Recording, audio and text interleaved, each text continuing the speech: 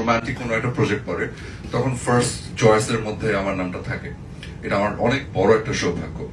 এবং যেটা বলছেন যে ব্যতিক্রম ধর্মী যে কাজগুলো, ওটা আসলে ওটা একটা স্পেশালিটি থাকে। তো ওটার আবার অন্যরকম একটা স্পেশালিটি। ওটা আবার যদি খুব রেগুলার করে ফেলি তখন আবার ওটার স্পেশালিটিটা থাকবে না। ওটা কিছু কিছু মানে হঠাৎ করে একটা চমক দিব, আপনারা তখন চমকিত হবেন, তখন এনজয় করবেন, তখন ভালো মন্দ যাই হোক সেটা বলবেন।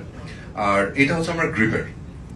এটাতে থাকে না যে একজন ডক্টর হার্ট স্পেশালিস্ট থাকেন, কেউ ইএনটি ডক্টর থাকেন, এক একজন এক এক রকম থাকে। তো আমি মনে করি রোমান্টিক স্পেশালিস্ট। তো এটাতে যেহেতু আমি বেশ অনেকদিন ধরে কাজ করছি এবং অল্প একটু হলেও অভিজ্ঞতা অল্প একটু হলেও হয়েছে, এবং কি বলবো, তারপরও মনে হয় যে আরো অনেক কিছু করার বাকি। কারণ আমাদের তো অনেক সীমাবদ্ধতা, এটা আপনারা মানে নিশ্চয়ই জানেন, এটা নতুন করে বলার কোনো কিছু নেই। তো আসলে আরো অনেক কিছু করার আছে আমার, এবং এই রোমান্টিক জনরার ভিতরে আসলে অনেক কিছু করার আছে। তো আমি এখনো মনে হয় যে এখনো তীরে পড়ে আছে, এখনো সমুদ্রের পানিতে পা ভেজাতে পারিনি। তো আই হোপ আপনাদের ভালো কিছু উপহার দিব আর কি, ইনশাআল্লাহ।